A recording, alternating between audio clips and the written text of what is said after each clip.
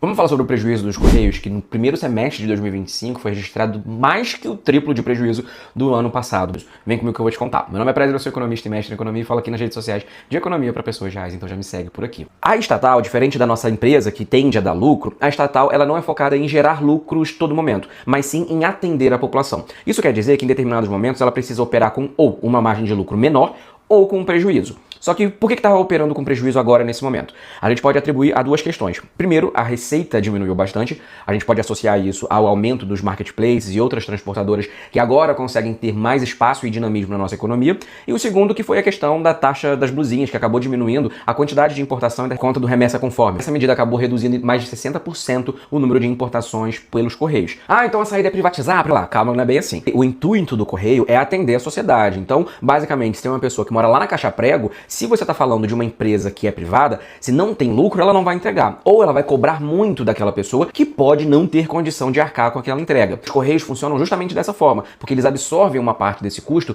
para que facilite a atuação e, basicamente, o atendimento da população como um todo. Você junta essas empresas que já nascem com a logística integrada, que já nascem ricas em tecnologia, com essa questão da diminuição da atuação dos Correios dentro do território nacional, tomando a outras questões como despesa de precatório, despesa financeira, que saiu de 3 milhões para mais de 600 milhões. É complicado porque você tem realmente uma empresa que está operando em prejuízo e não é porque é uma estatal que tem que continuar em prejuízo. E assim, dá pra gente ver que os Correios estão tentando fazer algumas coisas, né? Venderam imóveis, fez aquela questão da demissão voluntária, pegou empréstimos, tem feito a questão da criação do marketplace e tudo mais. Só que o erro ali é bem anterior, porque quando você tem dentro de um contexto nos últimos anos que várias empresas acabaram entrando no Brasil, atuar nesse segmento de logística, obviamente que os Correios tinham que ter ficado de orelha em pé e já começado lá atrás, justamente para não ter um prejuízo como esse. Porque afinal de contas, quem paga a estatal é a população. E quem vai entrar junto nessa conta do prejuízo também é a população. Então, só criar um marketplace ou usar aqui uma tecnologia básica daqui ou tá colar, não é inserção tecnológica de uma maneira competitiva quando você se compara com grandes empresas aqui que estão funcionando dentro do Brasil. Lembrando aqui que eu expliquei algumas vezes a diferença de prejuízo para déficit. Déficit é uma retirada de capital, ou seja, saiu capital para qualquer coisa, seja para investir ou pagar uma dívida. Agora, quando você tem o prejuízo